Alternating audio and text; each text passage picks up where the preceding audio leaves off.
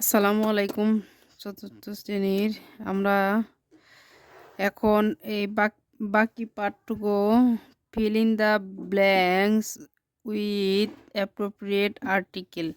appropriate মানে সঠিক, fill মানে পরিপূর্ণ করা, blank মানে খালি ঘর। সঠিক আর্টিকেল দিয়ে আমরা এই শূন্যস্থানগুলো পূরণ করব। He found dash egg in her lunch box. সে তার লাঞ্চ বক্সে ডিম পেয়েছে। এখন আমাদের ব্যবহারের বিষয় হচ্ছে এন এবং দি। সাধারণত এন দি এই যে পাঁচটি ভাওয়েল আছে এ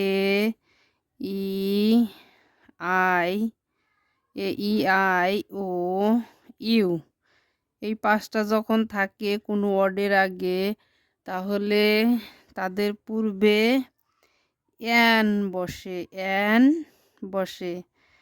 আর যে কোনো ক্ষেত্রে একটা বোঝাতে এ বসে, একটি বোঝাতে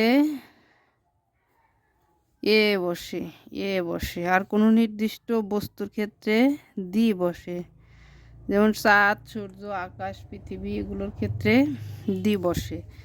এরকমভাবে এখন আমরা যদি আমাদের খাতায় লেখাটি পড়ি বা দেখি, শি ফাউন্ড ইগের আগে এ আছে তাহলে an egg. She found an egg on her lunch box. We go to playground in the afternoon. We go to a প্লেগ্রাউন্ডের আগে কিন্তু পি আছে, আর এই পি আছে বিদায় কিন্তু আমরা এ দিতে পারবো না, কারণ এ হয় না। প্লেগ্রাউন্ড একটা নির্দিষ্ট জায়গা, এই জন্যে দি হবে। আর there is dash elephant at the zoo. Elephant অর্থ হাতি। আমরা একটা হাতি দেখেছিলাম কোথায়? চিড়িয়াখানায়। জু অর্থ চিড়িয়াখানা, তাহলে আমাদের এলিফেন্টের ই কিন্তু এখানে আছে, তাহলে এটার সামনে বসবে আমাদের এন। ডি নাম্বারে he lives in dash old house. এখানে কিন্তু ওল্ড অর্থ পুরাতন, অ্যান ওল্ড হাউস।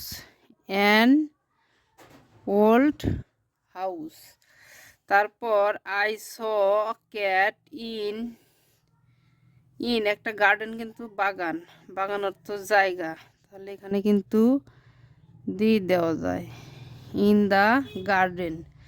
তারপর ড্যাশ ক্যাট ওয়াজ স্লিপিং।